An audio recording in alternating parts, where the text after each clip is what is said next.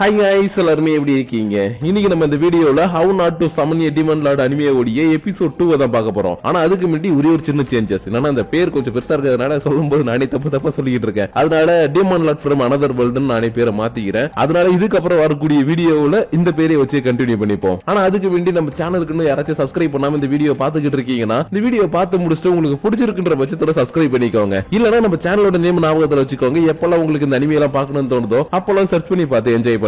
ஏன்னா நீங்க இப்ப இந்த அனிமையை பாத்துக்கிட்டு இருக்கிறது இன்ஃபினிட்டி அனிமேஷன் சேனல். வாங்க டைம் யூஸ் பண்ணாம இந்த எபிசோடுக்குள்ள போயிடலாம். சோ இந்த எபிசோட ஓபன் பண்ணதுமே நம்ம ஹீரோ தூக்கத்துல இருந்து கண்ணை முழிச்சிட்டு பரவாயில்லையே இது கனவுலாம் கிடையாது ரியாலிட்டி தான்ன்ற மாதிரி பாத்துக்கிட்டு இருக்கான். ஏன்னா நேத்திக்கு சடனா எல்லாமே நடந்ததுனால ஒரு குழப்பத்துல இருந்திருப்பான். பட் இன்னைக்கு இவன் கண்ணை முழிச்சு திரும்பவும் எந்த இடத்துல தூங்கினானோ அந்த இடத்துல எந்திரிக்கிறதுனால ஓகே நம்ம இந்த இடத்துக்கு ரீஇன்கார்னேட் ஆயிட்டோம், அதனால ஒரு பிரச்சனை கிடையாதுன்ற மாதிரி பாத்துக்கிட்டே எழுந்துச்சா இவனுடைய கை ரெண்டு இவனுடைய கட்டுப்பாட்டிலே இல்ல. பக்கத்துல இருக்கக்கூடிய ரெண்டு பேருக்கிட்டையும் சில்மிஷ வேலை எல்லாம் பண்ணிக்கிட்டு இருக்குது. அதனால இன்னொரு அது என் கை இப்படி ஆகிட்டு நான் என்ன பண்ணுவேன், நான் ஒரு டீமன் லாடா இருந்துகிட்டு இந்த மாதிரி எல்லாம் பண்ண என்ன இன்னும் சொல்லுவாங்க ஐயோ எப்படியாச்சும் கை எடுக்கணும்னு பாத்துக்கிட்டு இருக்கும்போது ரெண்டு பேருமே எழுந்துட்டாங்க. அதுக்கப்புறம் என்ன இவன் பண்ண சில்மிஷத்துக்கு புடிச்சு போட்டு இவனை போன அடி அடிச்சதுக்கு அப்புறம் சரிவா நம்ம அட்வென்ச்சர் கில்டுக்கு போலான்னு சொல்லிட்டு இவன் அட்வென்ச்சர் கில்டுக்கு கூட்டிட்டு போயிட்டு இருக்காங்க. ஆனா போற வழி முழுக்க எந்த ஒரு ஹியூமனையுமே இந்த இடத்துல இவன் பார்க்கவே இல்ல. அதுக்கு பதிலா ஃபுல்லா டம்மி ஹியூமன்ஸ் அப்புறம் நிறைய எல்ஃப்ஸ் தான் இருக்காங்க. அதனால என்னப்பா இந்த சிட்டி முழுக்க இவங்க மட்டும் தான் இருக்காங்க ஹியூமன்ஸே இல்லையன்ற மாதிரி கேட்கவும் ஆமாப்பா சரியா சில வருஷங்களுக்கு முன்னாடி ஒரு சின்ன போர் நடந்துச்சு, அதுக்கப்புறம் ஹியூமன்ஸுக்கும் எங்களுக்கு செட் ஆகலன்னு சொல்லிட்டு இவங்க தனியா பிரிஞ்சு வந்து சிட்டியை உருவாக்கிட்டாங்க. அதனால மோஸ்ட்லி இந்த சிட்டிக்குள்ள அதிகமா மனுஷங்களை நீ பார்க்க முடியாதுன்ற மாதிரி சொல்லவும் இவனு இது நடந்த எல்லாத்தையுமே நினைச்சு பார்த்துட்டு ஆமா நீங்க சொல்றது கரெக்டா தான் இருக்குன்ற மாதிரி யோசிச்சுட்டு இருக்கான். என்ன நேதிக்கு அட்டாக் பண்றதுக்காக வந்தவன் இருக்கான் இல்லையா, அவன் இவன் டம்மி ஹியூமன் மாதிரி இருக்கிறான், டெவில் ஃபேஸ் மாதிரி இருக்கிறான்றதுக்காக தான் தன்னுடைய பவர்ஃபுல்லான மேஜிக்கை யூஸ் பண்ணி அட்டாக் பண்ணான். அதனாலதான் எல்லாத்தையும் யோசிச்சு பார்த்துட்டு பரவாயில்ல இந்த சிட்டில ஹியூமன்ஸ் இல்லாம இருக்கிறது நல்லதுதான்ற மாதிரி யோசிச்சுக்கிட்டு அட்வென்ச்சர் கில்டுக்கு வந்தா இது அட்வென்ச்சர் கில்டு மாதிரி இல்ல, அதுக்கு பதிலா ஏதோ தெருமுனையில் இருக்கக்கூடிய பார் மாதிரி இருக்குது. ஏன்னா அந்த அளவுக்கு எல்லாருமே புடிச்சு போட்டு ஒருத்தர் மாத்தி ஒருத்தர் அடிச்சுக்கிட்டு இருக்காங்க. ஆனா இவங்க வந்ததை ரெஜிஸ்டர் பண்றதுக்காக தானே. அதனால இதை வேடிக்கை பாக்குறேன் டைம் யூஸ் பண்ணாம வாங்க போயிட்டு நம்ம ரெஜிஸ்டர் பண்ணலாம்ன்றமே உங்களை கூட்டிட்டு போய்கிட்டு இருக்கேன். குறுக்க இந்த அட்டாக் பண்ண வந்து நின்னுட்டு இருப்பான். அதாவது நேத்து நைட் வந்து அட்டாக் பண்ணிட்டு இருந்தா இல்லையா, அவனுமே இந்த அட்வென்ச்சர் கில்டுல இருந்துகிட்டு இவங்களான்ற மாதிரி பாத்துக்கிட்டு இருக்கான். ஆனா இவங்க யாரும் கண்டுக்காம டைரக்டா இங்க வந்து அப்ளிகேஷன் எல்லாத்தையும் வாங்கி ஃபில் பண்ணிக்கிட்டு இருக்கேன். நம்ம ஹீரோவுக்கு மட்டும் இதுல இருக்கக்கூடிய எழுத்து எதுவுமே புரியவே இல்ல. அதனால எப்படி ஃபில் பண்றதுன்ற மாதிரி பாத்துக்கிட்டு இருக்கும்போது சாரியல் ஜாலியா ஃபில் பண்றத பார்த்ததும் சாரியல் இது எனக்கு கொஞ்சம் ஃபில் பண்ணி தர முடியுமா இப்படின்னு கொஞ்சம் ரெக்கார்டா கேட்கவும் பண்ணி கொடுத்தா போச்சுன்னு சொல்லிட்டு இவனுக்கும் ஃபில் பண்ணி கொடுத்துட்டா. ஆனா இதுல நீங்க கையெழுத்து மட்டும் போடக்கூடாது, அதுக்கு பதிலா நீங்க உங்க ரத்தத்தால சைன் பண்ணணும்னு சொல்லவும் இவங்க ரெண்டு பேருக்குமே ஷாக்கா இருக்குது. ஆனா நம்ம ரெம் மட்டும் அமைதியா இருக்கிறா. ஏன்னா இவ ஆல்ரெடி அட்வென்ச்சர் கில்டுல ஜாயின் பண்ணிட்டா. அதனால இங்க பாருங்க இதெல்லாம் சாதாரண மேட்டர் தான், ஒரு டிராப் ஆஃப் பிளட் மட்டும் கொடுங்க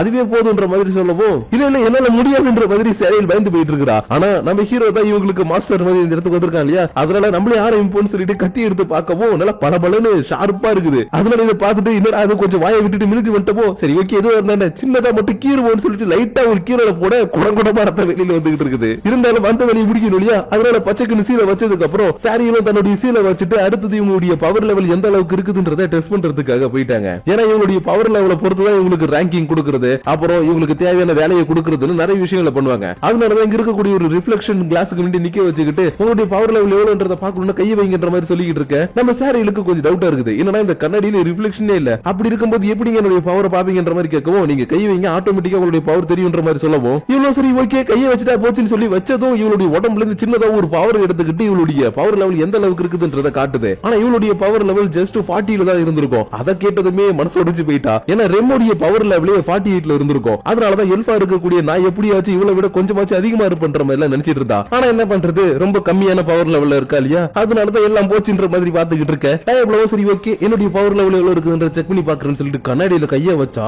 இந்த இடம் மொத்தமாவே அதிர ஆரம்பிக்குது. ஏன் கொஞ்சம் கொஞ்சமா இவனுக்குள்ள இருக்கக்கூடிய பவரை இதை அப்சர்வ் பண்ணி இந்த இடத்துல ஒரு நெகட்டிவ் பேரியரை கிரியேட் பண்ண ஆரம்பிக்குது. அதனால இந்த இடத்துல இருக்கக்கூடிய மீதி எல்லாருமே இல்ல வேணா இப்படி பண்ணாதீங்கன்ற மாதிரி கத்திக்கிட்டு இருக்க. இவங்க சரி ஓகே எதுக்கு நம்ம மத்தவங்களை பயமுறுத்திக்கிட்டு கையை எடுத்துடலாம்னு சொல்லிட்டு எடுத்துட்டான். ஆனா ஜஸ்ட் கையை வச்சதுக்கே பெரிய அளவுக்கான ஒரு பவர் வெளியில வந்துச்சு இல்லையா, அதனால இத்தனை நாளா யாரையுமே பார்க்காத கில்டு மாஸ்டர் கூட இவனை பாக்குறதுக்காக டைரக்டா இந்த இடத்துக்கே வந்துட்டாங்க. ஆனா இவன் கில்டு மாஸ்டரை பார்த்துட்டு இந்த பொண்ணு கில்டு மாஸ்டர் என்ற பேர் பாத்துக்கிட்டு இருக்கான். ஏன்னா இவ குட்டியா கியூட்டா இருக்கிறா. அதனாலதான் இவளை பார்த்துட்டு இல்லடா இந்த உலகத்துல எங்க போனாலும் அழகான பொண்ணுங்களா இருக்காங்களா என்ற மாதிரி பாத்துக்கிட்டு இருக்க. இந்த பொண்ணு என்னுடைய பேரு சோஃபி, நான் தான் அந்த கில்டோடைய மாஸ்டர். அதனால வரீங்களா அவங்க கிட்ட கொஞ்சம் பேச வேண்டியது இருக்குதுன்னு இவங்க மூணு பேரையும் தனியா கூட்டிட்டு வந்து பேசிக்கிட்டு இருக்க. இந்த கில்டு மாஸ்டர் எடுத்ததுமே சாரிங்க உங்களுக்கு இந்த கில்டர் இடம் கிடையாதுன்ற மாதிரி சொல்லிட்டா. இதை கேட்டதுமே டியோக்குள்ள கொஞ்சம் ஷாக் ஆயிட்டு ஏன் ஒரு நிமிஷம் இருங்க எனக்கு ஏன் வேலை கொடுக்க மாட்டேங்கிற மாதிரி கேட்கவும் இல்லப்பா நீ ஓவர் பவர்டான பர்சனா இருக்கிற, அதுலயும் என்ன விட ஓவர் பவர்டான பர்சனா இருக்கிற, அப்படி இருக்கும்போது நான் ஏதாச்சும் ஒரு வேலை கொடுக்கும் போதோ இல்ல ஏதாவது செய்ய சொல்லும் போது நீ செய்ய முடியாதுன்னு சொல்லிட்டு போனா இந்த இடத்துல ஒரு சின்ன பிரச்சனை கிரியேட் ஆகும் இல்லையா, அதனாலதான் உன்னை என்னோட கில்டர்ல சேர்த்துக்கிறது கொஞ்சம் கஷ்டம் பாடுற மாதிரி சொல்லிக்கிட்டு இருக்க. ஆனா நம்ம ஹீரோ கொஞ்சம் கூட கவலைப்படாம சரி ஓகே நீங்க சொல்றது கொஞ்சம் வேலிடான பாயிண்ட் தான், ஆனா என்ன பண்றது இப்ப என் கையில ஒருத்தர் கூட கூட காசு இல்ல, அதனால நீங்க என்ன அட்வென்ச்சர் கில்ட்ல சேர்த்துக்கலனாலும் ஏதாவது பவுண்டரி இருக்கக்கூடிய ஒர்க்கா எனக்கு கொடுங்க, அதை செஞ்சு உங்களுக்கு நான் ஏதாவது ஹெல்ப் பண்றேன்ற மாதிரி சொல்லவும் இவனும் ஓகே பரவாயில்ல இது நல்ல ஐடியாவா இருக்குன்ற மாதிரி ஒரு டீலிங்க போட்டுக்கிட்டு இவங்களுக்காக ஒரு பெரிய குஸ்ட் எடுத்து வந்து கொடுக்குறா. ஆனா இந்த குஸ்ட் இது வரைக்கும் யாராலுமே முடிக்கவே முடியல, ஏன் போன திரும்ப கூட வரலையா, அதனால இதை உங்களால பண்ண முடிஞ்சதுன்னா பண்ணிட்டு வாங்க, உங்களுக்கு தேவையான அமௌண்ட் நான் கொடுக்குறேன்ற மாதிரி சொல்லவும் இவங்க சரி ஓகே நம்ம இதை செஞ்சுட்டு வரலாம்னு சொல்லிட்டு கிளம்பி வந்துட்டாங்க. ஆனா கூட வரக்கூடிய ரென் மட்டும் கொஞ்சம் வருத்தத்தோட வந்துகிட்டு இருக்கா. ஏன்னா இந்த குஸ்ட் கொடுத்தது மேஜர் ஸ்டேஷன்ல இருக்கக்கூடிய செலஸ் தான், அதனாலதான் அவங்க கொடுத்த ஒரு குஸ்ட்னா அதை முடிக்கிறது கொஞ்சம் கஷ்டம்ன்ற மாதிரி யோசிச்சுக்கிட்டே வந்துகிட்டு இருக்க. இது எல்லாத்தையும் நம்ம ஹீரோ பார்த்துட்டு இங்க பாருப்பா நான் உங்ககிட்ட என்ன சொன்னேன், எதுவும் இருந்தாலும் நான் பாத்துக்கிறேன்னு சொல்லிட்டேன் இல்லையா, அதனால இந்த குஸ்ட் அவங்க தான் கொடுத்திருக்காங்க இவங்க கொடுத்திருக்காங்க சொல்லி எதையுமே ஃபீல் பண்ணாத, எல்லாத்தையும் நான் பாத்துப்பேன்ற மாதிரி சொல்லவும் இவனும் நேத்து நடந்தது எல்லாத்தையும் நினைச்சு பார்த்துட்டு சரி ஓகேன்னு சொல்லிட்டு அமைதியா வந்துகிட்டு இருக்கா. ஆனா என்ன இவங்க போக வேண்டிய இடத்துக்கு போகணும்னா கிட்டத்தட்ட ஒரு 5 மணி நேரத்துக்கு மேல நடந்து போற மாதிரி இருக்குது. அதனால நம்ம வேணா டெலிபோர்டேஷன் மேஜிக் யூஸ் பண்ணலாமா, உங்களுக்கு யாருக்காவது டெலிபோர்டேஷன் தெரியுமான்ற மாதிரி கேட்க இவங்க டெலிபோர்டேஷனா அப்படின்னா என்னன்ற மாதிரி கேட்டாங்க. ஏன்னா இவங்க யாருக்குமே டெலிபோர்டேஷன் மேஜிக்னு ஒண்ணு தெரியவே இல்ல. அதனால என்னப்பா இது தெரியாதா, ஒரு பொருளை பார்த்தோம்னா அந்த இடத்துக்கு நம்ம போயிட்டு எடுத்துட்டு வருது, நம்ம எந்த இடத்துக்கு போகணும்னு நினைக்கிறோமோ அந்த இடத்துக்கு போறது, அந்த மாதிரியான ஒரு மேஜிக் தான் டெலிபோர்டேஷன் மாதிரி சொல்லவும் சாரியில எல்லாத்தையும் கேட்டுட்டு பரவாயில்லையே இந்த மேஜிக் சூப்பரா இருக்குது, ஆனா இந்த மேஜிக் நீ எப்ப கண்டுபிடிப்பன்ற மாதிரி கேட்டுட்டு இருக்கா. இதை கேட்ட உடனே சரி ஓகே நம்ம நடந்துதான் போக மாட்டேங்குன்னு சொல்லிட்டு நடந்து வந்து பார்த்தா இவனுக்கு செம ஷாக்கா இருக்குது. இவனுக்கு குஸ்ட் கொடுத்தாங்க இல்லையா, அந்த குஸ்ட்ல ஒரு பெரிய அடர்ந்த காட்டுக்குள்ளதான் அந்த பாம்பு இருக்குதுன்னு சொல்லியிருந்தாங்க. ஆனா இங்க இருக்கக்கூடிய அடர்ந்த காடை பார்க்கும்போது ரொம்ப பயமா இருக்குது. அதனாலதான் நான் என்னதான் இந்த உலகத்துல டீமன் லாடா பிறந்திருந்தாலும் நானும் ஒரு மனுஷன் தானே, எனக்கு இந்த இடத்தை பார்த்தா பயமா இருக்குதுன்ற மாதிரி பாத்துக்கிட்டு இருக்கும் போது சாரியில் இங்க இருக்கக்கூடிய ஒரு சின்ன குளத்துக்கு பக்கத்துல வந்து உட்கார்ந்துகிட்டு ஏன்பா நம்ம தேடி வந்த பாம்பு எங்கப்பா இருக்கும், அது எவ்வளவு பெருசுப்பா இருக்குன்ற மாதிரி கேட்க பிரம்மோ அதுவாப்பா அது பாக்குறதுக்கு நல்லா 30 அடியில பெருசா இருக்கும்பா, அண்ட் அது மட்டும் இல்லாம அந்த மோஸ்ட்லி மேல இருக்கக்கூடிய மரத்திலயோ அப்படி இல்லனா தண்ணி குட்டை சேரு அந்த மாதிரி இருக்கு இல்லையா அதுக்குள்ளதான் அந்த பாம்பு இருக்கும். சப்போஸ் அதுகிட்ட யாராச்சும் போயிட்டாங்கன்னா அவங்கள லபுக்குன்னு முழுங்கிடுன்ற மாதிரி சொல்லவும் இவ பயந்து போயிட்டு அடி பாவி இதே முன்னாடி சொல்லல இவ்வளவு நேரம் அந்த குட்டிக்கு பக்கத்துல உட்கார்ந்து என்ன அந்த பாம்பு தூக்கிட்டு போயிடுச்சு என்ன பண்றதுன்ற மாதிரி கத்திக்கிட்டு இருக்க. சடவா இந்த இடத்துல கொஞ்சம் வித்தியாசமான சவுண்ட் எல்லாம் கேக்குது. ஏன் இவங்க கூடவே யாரோ ஒருத்தவங்க வந்திருக்க மாதிரிலாம் கொஞ்சம் தோணுது. அதனால யாரா இருக்குன்ற மாதிரி நம்ம ஹீரோ பாத்துக்கிட்டு இருக்க. சரியிலோ ஏப்பா நம்மளுக்கு மட்டும் தானே இந்த இடத்துல குஸ்ட் கொடுத்து அனுப்பியிருக்காங்க, இல்ல வேற யாராச்சும் வந்திருக்காங்களான்ற மாதிரி ரெமு கிட்ட கேட்க இவ இல்லையே நம்ம மட்டும் தானே அந்த காட்டுக்குள்ள வந்தோம், நம்ம வரும்போது வெளியில தான் சில பேர் போயிட்டு இருந்தாங்களே தவிர உள்ள யாருமே இல்ல பண்ற மாதிரி சொல்லிட்டு இருக்கா. ஆனா இவளுக்கு இந்த இடத்துக்குள்ள யாரோ இருக்கிற மாதிரி தோணுது. அண்ட் அது மட்டும் இல்லாம அவங்க எல்லாருமே நம்மளே பாத்துக்கிட்டு இருக்க மாதிரி தோணுதுன்ற மாதிரி சொல்லவும் ஹீரோ ஒரு எம்மோ இல்லது நம்ம கூட இன்னும் சில பேர் இருக்காங்களா, சரி ஓகே நீங்க ஆட்டோ சூடு கட்ட போகுதுன்ற மாதிரி பாத்துக்கிட்டு இருக்காங்க. ஆனா எந்த இடத்துல இருக்காங்கன்னு இவங்களுக்கு சரியா தெரியல. ஆனா சாரிகளுடைய கண்ணுக்கு அவங்க எங்க இருக்காங்கன்றதெல்லாம் தெரியுது. அது மட்டும் இல்லாம எல்லாருமே இவங்களை அட்டாக் பண்றதுக்காக வெயிட் பண்ணிட்டு இருக்க மாதிரி இவங்களுக்கு தெரியுது. அதனால எப்ப அவங்க எல்லாருமே நம்மள அட்டாக் பண்ற மாதிரி இருக்காங்க. அண்ட் அது மட்டும் இல்லாம இங்க ஒருத்தன் அங்க ஒருத்தன்ற மாதிரி சொல்லவும் டியாப்லோ ஒரு மாதிரி சிரிச்சுட்டு சரி ஓகே அவங்க எங்க இருக்காங்கன்றது உங்க கண்ணுக்கு தெரியுதுல, அப்ப அவங்க எங்க கரெக்டா இருக்காங்கன்றத மட்டும் பாயிண்ட் பண்ணி சொல்லு, மத்த எல்லாத்தையும் நான் பாத்துக்கிறேன்ற மாதிரி சொல்லிக்கிட்டு என்னுடைய வெப்பனை வெளியில எடுக்கவும் இவ்வளவு அங்க ஒருத்தவன் இங்க ஒருத்தவன் அந்த மரத்துக்கு மீண்டி ஒருத்தவன் அந்த கிளையில ஒருத்தவன்ற மாதிரி பாயிண்ட் பண்ணி சொல்ல அடுத்த செகண்டே பஸ்ட் அட்டாக்ன்ற ஒரு அட்டாக்கை யூஸ் பண்ணி எல்லாருமே வளைச்சு அட்டாக் பண்ண இந்த இடம் மொத்தமே தீ பிடிச்சி எரிய ஆரம்பிக்குது. ஆனா இந்த அளவுக்கான பஸ்ட் ஃபயர் வரக்கூடிய ஒரு அட்டாக் இப்பதான் ஃபர்ஸ்ட் டைம் இவங்க ரெண்டு பேருமே பாக்குறாங்க. அதனால இது ரொம்ப சூப்பரா இருக்குது பண்ற மாதிரி பாத்துக்கிட்டு இருக்கும் போதே நெருப்புன்னு சொல்லிக்கிட்டு எந்த இடத்துல ஒளிஞ்சிட்டு இருந்தாலும் அவங்க கீழே விழுந்துட்டாருங்க. ஆனா கீழே விழுந்தவங்களை பார்க்கும்போது சாரிலுக்கு கொஞ்சம் ஷாக்கா இருக்குது. ஏன்னா இந்த இடத்துக்கு இவங்களை ஃபாலோ பண்ணிட்டு வந்தது எல்லாமே நம்ம சாரிலுடைய குடும்பத்துல இருக்கக்கூடிய மத்த எல்ஃபுங்க தான். அதனாலதான் இவங்களை பார்த்துட்டு ஷாக் ஆனவே டேய் உங்களுக்கு ஏன்டா வேலை எதுக்கு நாங்க வந்திருக்கீங்கன்ற மாதிரி கேட்கவும் இவன் பிரின்சஸ் நீங்க எதுக்கும் கவலைப்படாதீங்க உங்களை பத்திரமா கூட்டிட்டு போறதுக்காக தான் நாங்க வந்திருக்கிறோம். அது மட்டும் இல்லாம இப்பவே உங்களை ஸ்லேவா மாத்திரம் இந்த பைபிளை நாங்க கொல்லாம விட மாட்டேன்ற மாதிரி அட்டாக் பண்றதுக்காக ரெடியாக நம்ம ஹீரோவுக்கு கொஞ்சம் ஷாக் ஆகுது. ஏன்னா அந்த பைபிள்ல பேசிக்கிட்டு இருக்கும்போது பிரின்சஸ்னு ஒரு வார்த்தையை சொன்னா இல்லையா, அதை கேட்டதும் என்னது சாரியில் ஒரு பிரின்சஸா, அப்பலாம் இவன் நம்ம கிட்ட இத்தனை நாள் உண்மையை மறைச்சிட்டான்ற மாதிரி யோசிக்கும் போது தான் இவ ஆல்ரெடி நம்ம கிட்ட உண்மையை சொல்லியிருக்கான்ற விஷயம் ஞாபகம் வருது. ஏன்னா இவளுடைய முழு பேரு சாரியல் கிரீன்வுட்ஸ்ன்றதுதான். ஆனா அந்த கிரீன்வுட்ஸ்ன்ற பேரை ராயல் ஃபேமிலியில் இருக்கவங்க மட்டும் தான் யூஸ் பண்ணுவாங்க. அதனாலதான் இவ தன்னுடைய பேரை சொல்லும் போதே தான் யாருன்றத சிம்பாலிக்கா சொல்லிட்டா. நான் தான் இத்தனை நாளா புரிஞ்சிக்காம இருந்துட்டேன். அண்ட் அது மட்டும் இல்லாம நாங்க இருக்கக்கூடிய இடமும் இவனுக்கு தெரியறதுக்கு வாய்ப்பே கிடையாது. ஆனா இவனுக்கு தேடி வந்து நம்ம அட்டாக் பண்றதுக்காக வந்திருக்கானுங்கன்னா இதுல ஏதோ ஒரு உள்கூத்து இருக்குதுன்ற மாதிரி யோசிச்சுட்டு இங்க பாருப்பா நான் ஒன்னும் ஸ்லேவ் ட்ரேடர் எல்லாம் கிடையாது. அண்ட் அது மட்டும் இல்லாம இவங்க கழுத்துல இருக்கக்கூடிய காலரும் நான் போட்டது கிடையாது. இது இவங்களுக்கே வச்சுக்கிட்டு ஆப்புப்பா. அதனால நான் சொல்றது எல்லாத்தையும் கொஞ்சம் புரிஞ்சுக்கொன்ற மாதிரி நடந்தது எல்லாத்தையும் சொல்லலாம்னு பார்த்தாலும் இந்த பையன் வாய மூடு எனக்கெல்லாம் தெரியும் நீ எங்களை ஏமாத்தலாம்னு பாக்குறியா, எங்க பிரின்சஸ காப்பாத்தி கூட்டிட்டு போறதுக்காக தான் எங்களை இங்க அனுப்பியிருக்காங்க. அதனால இப்ப நாங்க உன்னை கொண்டுட்டு எப்படி எங்க பிரின்சஸ் காப்பாத்துறோன்றதை மட்டும் பாருன்ற மாதிரி சொல்லிக்கிட்டு இருக்க. சரியில் டக்குன்னு காண்டாயிட்டு இங்க பாருங்கடா நீங்க என்னதான் பண்ணாலும் உங்க கூட வரதுக்கு விரும்பவே இல்ல. ஏன்னா எனக்கு பிடிக்காத ஒருத்தவனுக்கு என்னுடைய அப்பா அம்மா என்ன கல்யாணம் பண்ணி வைக்கலான்னு பாக்குறாங்க. அதனால நீங்க தலைகீழ்னாலும் உங்க கூட இன்னைக்கு வர மாட்டேன் பேசாம போயிடுங்க இந்த இடத்துல நிம்மதியா தான் இருக்கிறன்ற மாதிரி சொன்னாலும் இந்த பையன் கேட்காம இங்க பாருங்க ராஜா ஒரு அணி உங்களை கூட்டிட்டு வர சொல்லி உத்தரவு போட்டிருக்காங்க. அதனால உங்க கழுத்துல இருக்கக்கூடிய ஸ்லேவ் காலரை கட்டி உங்களை இங்க காப்பாத்துன்ற மாதிரி சொல்லிக்கிட்டு இருக்க. இவ இன்னமும் காண்டாயிட்டு இங்க பாருங்கடா இங்க யாருக்குமே அடிமை இல்லன்னு எத்தனை தடவை சொல்றது, நான் இங்க இருக்கிறதுக்கு காரணமே நான் மட்டும் தான். ஏன்னா எனக்கு இந்த இடத்துல இருக்கிறது பிடிச்சிருக்குது. அண்ட் அது மட்டும் இல்லாம இவங்க கூட இருக்கிறது சந்தோஷமா இருக்குது. அதனால நீங்க என்னதான் பண்ணாலும் உங்க கூட நான் வர மாட்டேன்ற மாதிரி சொல்லவும் இவனு கொஞ்சம் காண்டாயிட்டு சரி ஓகே பிரின்சஸ் எங்களுக்கு கொடுத்திருக்கக்கூடிய அந்த கட்டளை படி உங்களை இங்க நாங்க கூட்டிட்டு போனோம். ஆனா நீங்க வரமாட்டேன்னு சொல்றதுனால உங்களை கட்டாயப்படுத்தி கூட்டிட்டு போறது தவிர இப்ப எனக்கு வேற வழி கிடையாதுன்ற மாதிரி சொல்லிக்கிட்டு இருக்கேன். பிரேம் டக்குன்னு சாரியில பக்கத்துல நின்னுகிட்டு, டேய் தம்பி நீ நல்லாவே ஸ்பீச் பேசுனப்பா, ஆனா என்ன இந்த இடத்துல நீ கூட்டிட்டு போகணும்னா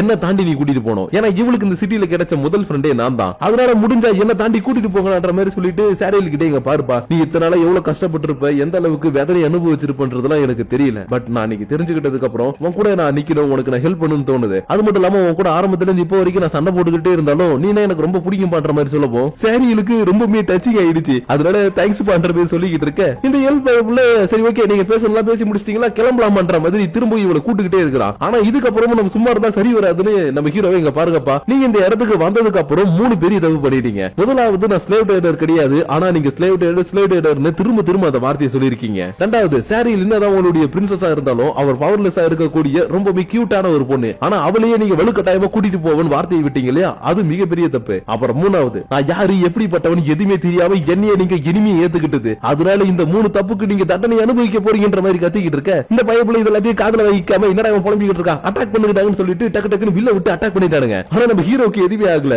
ஏன்னா இவன் ஒரு டீமன் லார்ட் ஓவர் பவர்டான பர்சன்றதுனால இது எல்லாமே உனக்கு கொசு கடிச்ச மாதிரி தான் இருந்திருக்கும். அது மட்டும் இல்லாம நம்ம எல்லாத்தையும் பார்த்துட்டு என்னப்பா உங்ககிட்ட பவர்ஃபுல்லான எந்த ஒரு ஆயுதமும் இல்லையா, கடையில வைக்கக்கூடிய பொம்மை எல்லாத்தையும் வாங்கிட்டு வந்து என்ன அட்டாக் பண்ணலாம்னு பாக்குறீங்க, இதெல்லாம் வச்சுக்கிட்டு என்ன அட்டாக் பண்ண முடியாது, ஏன் என் உடம்புல ஒரு சின்ன கீரல கூட போட முடியாதுன்ற மாதிரி கலாய்ச்ச உடனே இந்த பைபிளுக்கு கொஞ்சம் டென்ஷன் ஆயிடுச்சு. அதனால சரி ஓகே உன்னை இதை வச்சு கொல்ல முடியல என்ன, என்கிட்ட இருக்கக்கூடிய இன்னொரு வெப்பனால உன கொல்லு வந்தானு ரொம்ப பவர்ஃபுல்லான ஒரு அம்பு எடுத்து அட்டாக் பண்றதுக்காக ரெடி ஆகுறான். ஆனா இதை பார்த்துட்டு நம்ம ஹீரோ கொஞ்சம் கூட பயப்படவே இல்ல, ஏன்னா இந்த அம்பு இன்ன அம்பு இதோடைய பவர் என்னன்றது ஆல்ரெடி இவனுக்கு நல்லாவே தெரியும். அதனால இது டெம்பஸ்ட் ஏரோ தான்ன்ற மாதிரி கேட்கவும், ஆமா இது டெம்பஸ்ட் ஏரோ தான், இது என்னுடைய ராஜா ஒரு ராணி எனக்கு ஏதாவது ஒரு கஷ்டமான சிச்சுவேஷன் யூஸ் பண்ணிக்கோப்பான்னு சொல்லி கொடுத்தாங்க. ஏன்னா இந்த அம்பை வச்சு ஒருத்தவங்களை நம்ம அட்டாக் பண்ணோம்னா அவங்க எங்க இருந்தாலும் சரி எப்படி ஓடினாலும் சரி அவங்கள துரத்தி இந்த அம்பை அவங்களை அட்டாக் பண்ணாம விடாதுன்ற மாதிரி சொல்லிட்டு அட்டாக் பண்றதுக்காக ரெடியாக சாரியில் இந்த பக்கம் இல்ல வேணான்ற மாதிரி கத்திக்கிட்டு இருக்கா. ஆனா அதுக்குள்ள அந்த பைபிள் அம்பை விட்டு கரெக்டா நம்ம டியாப்ளோ வந்து அட்டாக் பண்ணிடுச்சு. அதனால இதை பார்த்த உடனே இல்ல டியாப்ளோ உனக்கு இப்படி ஆயிருக்க கூடாதுன்ற மாதிரி கத்திக்கிட்டு இருக்க. இந்த பைபிளுங்களும் ஓகே நம்ம சாதிச்சாச்சுன்ற மாதிரி பாத்துக்கிட்டு இருக்கானுங்க. ஆனா இந்த இடத்துல அந்த அம்போடைய பவர் லெவல் கம்மியானதும் இவங்களுக்கு செம்ம ஷாக் ஆயிடுச்சு. ஏன்னா அந்த அம்பு நம்ம ஹீரோடைய உடம்புல ஒரு சின்ன கீரல கூட போட்டுருக்காது. அதனாலதான் இவனுக்கு எல்லாருமே என்னடா இந்த அம்பு குடும்பம் இவனுக்கு எதுவுமே பண்ணலன்ற மாதிரி பாத்துக்கிட்டு இருக்கும் போதே டியாப்ளோவும் சரி ஓகேப்பா உங்களுடைய பவர்ஃபுல்லான ஒரு வெப்பனை வச்சு அட்டாக் பண்ணீங்க இல்லையா, அதே மாதிரி நானும் ஒரு சின்னதா ஒரு அட்டாக் பண்ணிக்கிறேன்ப்பா. ஏன்னா என்னுடைய பேரு Diablo, demon lord from another வேர்ல்ட்னு ஃப்ரீசியான்ற ஒரு மேஜிக்கல் சர்க்கிள் அட்டாக்க யூஸ் பண்ணவும் இவங்க இருக்கக்கூடிய இந்த மொத்த காடுமே ஃப்ரீஸ் ஆயிடுச்சு. ஆனா ஏன் இவன் ஃப்ரீஸ் ஆகுனானா